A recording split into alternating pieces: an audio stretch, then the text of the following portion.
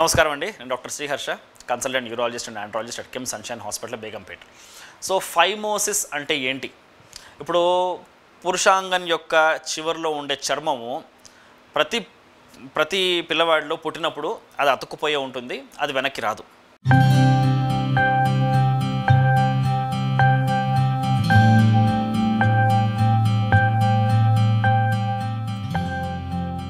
స్వతహాగా మెల్లమెల్లగా నెలలు గడుస్తున్న కొద్దీ ఒక సంవత్సరం, 2 ఏళ్ళు, 3 ఏళ్ళు వయసు వచ్చేసరికల్లా మెల్లమెల్లగా ఆ స్కిన్ వెనకాల రావడం జరుగుతుంది. సో పుట్టిన ప్రతి పిల్లోడికి ఆ అంగం మీద ఉండే చర్మం, ఆ పురుషాంగం మీద ఉండే చర్మము, చివరి చర్మము అతుకుపోయే ఉంటుంది. బట్ దానివల్ల ఎలాంటి యూరిన్ సమస్య రాదు.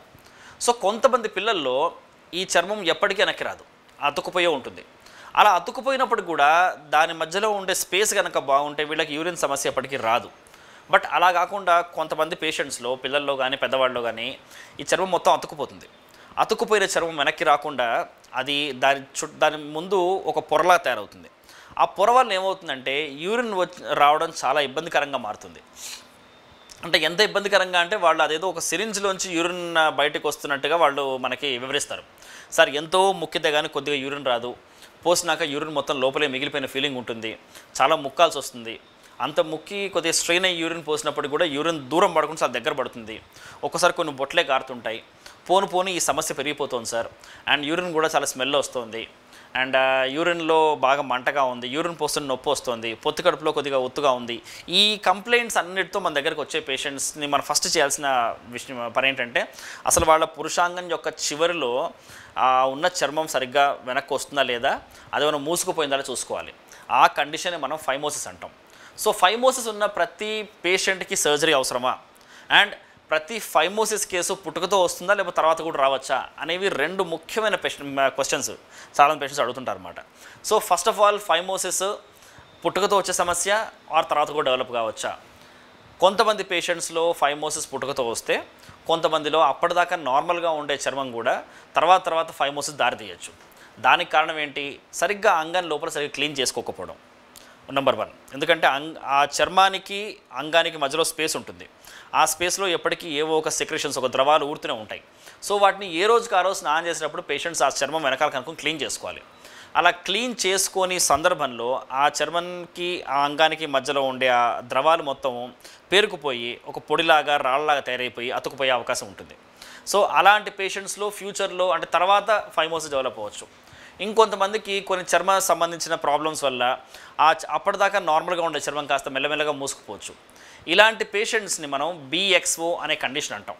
ఆ BXO కండిషన్ వల్ల కూడా ఇలాంటి ఫైమోసిస్ డెవలప్ అవ్వచ్చు. ఇలాంటి పేషెంట్స్కి ముఖ్యంగా చర్మంతో పాటు మూత్రనాళం యొక్క ఎవాల్యుయేషన్ కూడా చాలా అవసరం.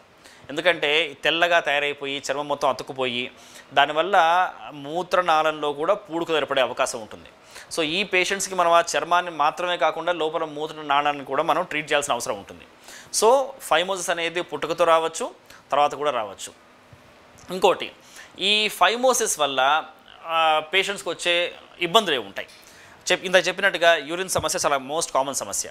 అది కాకుండా చాలామందికి ఈ చర్మం వెనక్కి అనుకోకపోవడం వల్ల అది మొత్తం టైట్గా అయిపోయి వెనక్కి రాక ఆ అంగానికి చర్మానికి మధ్యలో ఉండే స్పేస్లో ద్రవాలు పేరుకుపోయి రాళ్ళు తయారవడం, ఇన్ఫెక్షన్స్ లాగా రావడం, చీటికి మాటికి ఇన్ఫెక్షన్స్ రావడం, అండ్ డయాబెటిక్ పేషెంట్స్లో ముఖ్యంగా ఇన్ఫెక్షన్ మనం ఎక్కువ కనపడడం జరుగుతుంటుంది అనమాట. సో ఈ పేషెంట్స్ని మనం గుర్తించిన తర్వాత నెక్స్ట్ మేనేజ్మెంట్ ఏంటి? ఒకవేళ కనుక ఫైమోసిసే కనుక ఉంటే, అసలు చర్మం వెనక్కి వచ్చే అవకాశం లేదు, అది పూర్తిగా ఒక పొరలాగా తయారైపోయింది, చాలా టైట్గా ఉంది అనుకుంటే కనుక వీళ్ళకి మనం సర్కంసిషన్ సర్జరీ చేయాల్సిందే. సర్కంసిషన్ అంటే సుంతి ఆపరేషన్. ఆ పురుషాంగం యొక్క చివరిలో ఉండే చర్మాన్ని మనం తీసేస్తాం, ఆ ఆపరేషన్ చేయాలి. అదే కనుక పిల్లల్లో కనుక సమస్య కనపడితే కొంతకాలం మనం ఒక స్టెరాయిడ్ ఆయింట్మెంట్ ఇచ్చి మనం మెల్లమెల్లగా తన తల్లికో వాళ్ళ తండ్రికో ఆ చర్మాన్ని రోజు వెనక్కి అనే విధంగా మనం వాళ్ళకి కౌన్సిల్ చేస్తే కొంతమందిలో ఆ ఫైమోసిస్ పూర్తిగా నయమైపోయే అవకాశం కూడా ఉంటుంది. ఇది కేవలం పిల్లల్లో. బట్ పెద్దవాళ్ళలో, డయాబెటిక్స్లో ఈ ఫైమోసిస్ డెవలప్ అయిన వాళ్ళలో, దీనివల్ల చీటికి మాటికి పురుషాంగం చివరిలో ఇన్ఫెక్షన్ వచ్చిన పేషెంట్స్లో, డయాబెటిక్స్లో మనకి ఈ మెడికల్ మేనేజ్మెంట్ పనికిరాదు. సో వాళ్ళలో మనం ఖచ్చితంగా సర్జరీ చేయాల్సిందే. అండ్ సర్జరీ వచ్చేసి మనం చేసే ఈ సర్జరీ పేరు సర్కంసిషన్ అంటాం మనం దాన్ని.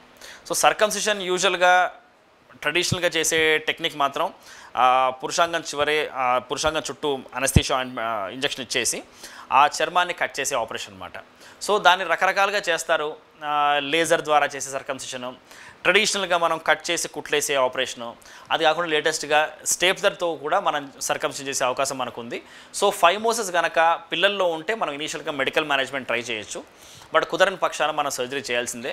పెద్దవాళ్ళలో మాత్రం ఆల్మోస్ట్ ప్రతి పేషెంట్కి ఫైమోస్ ఉంటే కనుక సర్జరీ చేస్తేనే వాళ్ళకి బెటర్. అద్భుతమైన ఆరోగ్య వీడియోల కోసం 3TV హెల్త్ ఛానల్ ని లైక్ చేయండి, కామెంట్ చేయండి, సబ్స్క్రైబ్ చేయండి, అలాగే షేర్ చేయండి. Thank you.